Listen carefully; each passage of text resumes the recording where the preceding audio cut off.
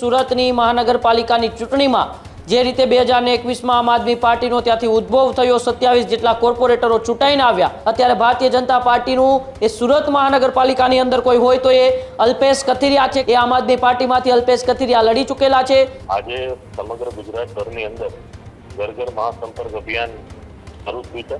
ગુજરાતનું કોઈ એવું બુથ બાકી નથી કે જ્યાં ભારતીય જનતા પાર્ટીનો કાર્યકર્તા મતદાતા સુધી પહોંચ્યો ન હોય. ને આજ રાત સુધીમાં સમગ્ર ગુજરાતના દરેક મતદાતા સુધી બુથનો કાર્યકર્તા પહોંચવાનો છે. 5 વર્ષ દરમિયાન આમ આદમી પાર્ટીની કોઈ રહી નથી. ઘણી ગાંઠિયા 10-12 કોર્પોરેટરો વધ્યા જ. દરેક જનતાનો અમે સંપર્ક કર્યો છે. વ્યક્તિગત ઘર ઘર સુધી ગયા છીએ. કરીને સુરત શહેરની અંદર 120ની જે સીટો છે લક્ષ્ય હાંસલ કરવાનો પ્રમુખશ્રીનો સંકલ્પ છે. એ સંકલ્પમાં અમે સાથે રહીશું. ત્યારે જ ન્યૂઝરૂમ ગુજરાતની યુટ્યુબ ચેનલને સબસ્ક્રાઇબ કરો અને ઇન્સ્ટાગ્રામ અને ફેસબુક પર ફોલો કરો. અપડેટ રહો, સત્યની સાથે રહો.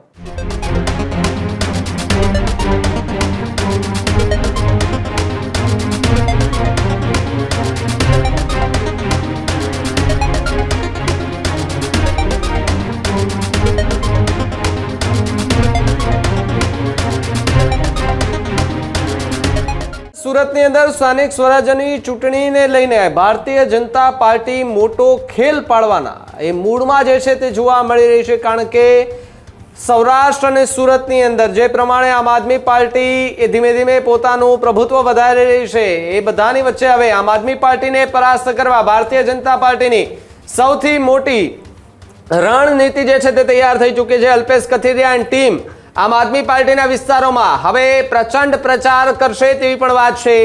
ધાર્મિક માલવિયા અને અલ્પેશ કથિરિયાના જે પત્ની છે એની ટિકિટ જે છે તે ભાજપમાંથી નક્કી માનવામાં આવી રહી છે. સુરતમાં સૌરાષ્ટ્ર પાટીદાર વિસ્તારની કમાન અલ્પેશ કથિરિયાને સોંપાશે તેવી પણ ચર્ચા જે છે તે હાલ જોવા મળી રહી છે. સુરતની અંદર કે જ્યારે ગુજરાતની અંદર આમ આદમી પાર્ટીનું એ થોડું ઘણું જો પ્રભુત્વ વધ્યું હોય તો એ સુરતથી હતું ને ત્યારબાદ આખા ગુજરાતની અંદર આમ આદમી પાર્ટી ચર્ચામાં આવી હતી. અને જ્યાંથી આમ આદમી પાર્ટી કે જે ગુજરાતની અંદર એમનો ઉદ્ભવ થયો એવા સુરતની આસપાસના વિસ્તારોમાં એમને પરાસ્ત કરવા માટે હવે ભારતીય જનતા પાર્ટીની નવી રણનીતિ તૈયાર થઈ ચૂકી છે. આ રણનીતિની અંદર મુખ્ય ચહેરો અલ્પેશ કથિરિયાને જે છે તે માનવામાં આવી રહ્યો છે. સુરતની અંદર જે સૌરાષ્ટ્ર પાટીદાર વિસ્તારો છે તેની કમાન અલ્પેશ કથિરિયાને સોંપાશે તેવી પણ વાત હાલ સુરતની ગલિયારોમાં જે છે તે ચર્ચાથી જોવા મળી રહી છે. અને સાથે જ વાત કરવામાં આવે તો ધાર્મિક માલવિયાને અલ્પેશ કથિરિયાના જે પત્ની છે એ એમની ટિકિટ ભારતીય જનતા પાર્ટીમાંથી ખાસ કરીને નક્કી માનવામાં આવી રહી છે. ઉમંગ મારી સાથે ન્યૂઝરૂમથી જોડાયા છે. ઉમંગ, જે રીતે સુરતનું રાજકારણ અત્યારે ગરમાતું જોવા મળી રહ્યું છે, આમ આદમી પાર્ટીને પરાસ્ત કરવા માટે અલ્પેશ કથિરિયાની ટીમ જેઓ હવે પ્રચાર કરવા માટે મેદાને ઉતરશે. બિલકુલ ભાવિક, વાત કરવામાં આવે તો સ્થાનિક સ્વરાજ્યની ચૂંટણીને લઈને હવે સુરત મહાનગરપાલિકાની ચૂંટણીઓ ઉપર એ સૌ કોઈની નજર રહેલી છે કે સુરતની મહાનગરપાલિકાની ચૂંટણીમાં જે રીતે 2021માં આમ આદમી પાર્ટીનો ત્યાંથી ઉદ્ભવ થયો, 27 જેટલા કોર્પોરેટરો ચૂંટાઈને આવ્યા. ફરી એક વખત એ આમ આદમી પાર્ટી ત્યાંથી એ પોતાના કોર્પોરેટરો વધારશે. પરંતુ હવે તેમની સામે એ ભારતીય જનતા પાર્ટીએ પોતાનો એક ગેમ પ્લાન છે એ રમવાનો શરૂ કરી દીધો છે. રાજકીય દાવપેચ છે એને પણ શરૂ કરી દીધા છે. અને સૌથી મોટું એ ટ્રમ્પ કાર્ડ અત્યારે ભારતીય જનતા પાર્ટીનું એ સુરત મહાનગરપાલિકાની અંદર કોઈ હોય તો એ અલ્પેશ કથિરિયા છે. કારણ કે અલ્પેશ કથિરિયા એ પાટીદાર વિસ્તારમાં ખૂબ મોટું એ પ્રભુત્વ ધરાવે છે. પાટીદાર વિસ્તારોની અંદર તેમનું ખૂબ મોટું એ નામ છે. તેથી અલ્પેશ કથિરિયા ઉપર અને તેમની ટીમ ઉપર એ સૌ કોઈની નજર રહેલી છે કે અલ્પેશ કથિરિયા અને તેમની ટીમ એ સુરત મહાનગરપાલિકાની આ ચૂંટણીની અંદર ભારતીય જનતા પાર્ટી માટે એ કેટલા ફાયદાકારક સાબિત થવાના છે. કારણ કે 2022ની ચૂંટણી એ આમ આદમી પાર્ટીમાંથી અલ્પેશ કથિરિયા લડી ચૂકેલા છે.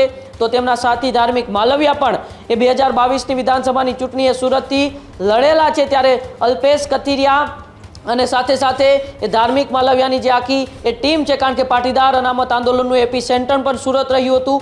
ત્યારથી જ આ બેને યુવા ચહેરાઓ જે પાટીદાર સમાજના છે તે ઉભરીને આવ્યા. ત્યારબાદ એ સક્રિય રીતે સામાજિક સેવાઓમાં જોડાયા. ત્યારબાદ 2022ની એ વિધાનસભાની ચૂંટણી પહેલા અલ્પેશ કથિરિયા, ધાર્મિક માલવિયા અને તેમની ટીમ આમ આદમી પાર્ટીમાં જોડાઈ. અને ત્યારબાદ એ વિધાનસભાની ચૂંટણીઓ પણ તેઓ લડેલા. અને એ વિધાનસભાની ચૂંટણી પૂર્ણ થયા બાદ તેઓ ભારતીય જનતા પાર્ટીમાં જોડાયા હતા. એટલે કે અત્યારે સ્પષ્ટપણે કહી શકીએ કે ભારતીય જનતા પાર્ટી એ પાટીદાર વિસ્તારોમાં ટ્રમ્પ કાર્ડ તરીકે અલ્પેશ કથિરિયા એને મેદાને ઉતારશે. ત્યારે વધુ માહિતી માટે આપણી સાથે સીધા અલ્પેશ કથિરિયા જ ફોન લાઈન ઉપર જોડાયેલા છે. અલ્પેશભાઈ, સુરત મહાનગરપાલિકાની ચૂંટણી સૌ કોઈની નજર ત્યાં રહેતી હોય છે અને પાટીદાર વિસ્તારોમાં હવે આપના ઉપર સૌ કોઈની નજર છે, કારણ કે અલ્પેશ કથિરિયા એક પાટીદાર યુવા ચહેરા તરીકે એ ભારતીય જનતા પાર્ટીમાં સક્રિય થયા છે. એ ચૂંટણીનું મહાપર્વ આવી રહ્યું છે અને અનુસંધાને આજે સમગ્ર ગુજરાતભરની અંદર ઘર ઘર મહાસંપર્ક અભિયાન શરૂ થયું છે. દરેક કાર્યકર્તાઓ બૂથ સ્તરે પોતાના વિસ્તારમાં પોતપોતાના મતદાતાઓને મળી રહ્યા અને દરેક વિસ્તારમાં આજે ખૂબ સારો રિસ્પોન્સ છે. બપોર સુધીના આંકડાઓની અંદર ગુજરાતનું કોઈ એવું બૂથ બાકી નથી કે જ્યાં ભારતીય જનતા પાર્ટીનો કાર્યકર્તા મતદાતા સુધી પહોંચ્યો ન હોય. અને આજે આખો દિવસ રાત સુધી આ અભિયાન જારી રહેવાનું છે અને આજ રાત સુધીમાં સમગ્ર ગુજરાતના દરેક મતદાતા સુધી બૂથે બૂથનો કાર્યકર્તા પહોંચવાનો છે. અલ્પેશભાઈ, પ્રભાવિત વિસ્તારની અંદર ગઈ વખતે જે ઇસ્યુના કારણે આમ આદમી પાર્ટીને લાભ થયો હતો એવો અત્યારે કોઈ માહોલ પણ નથી.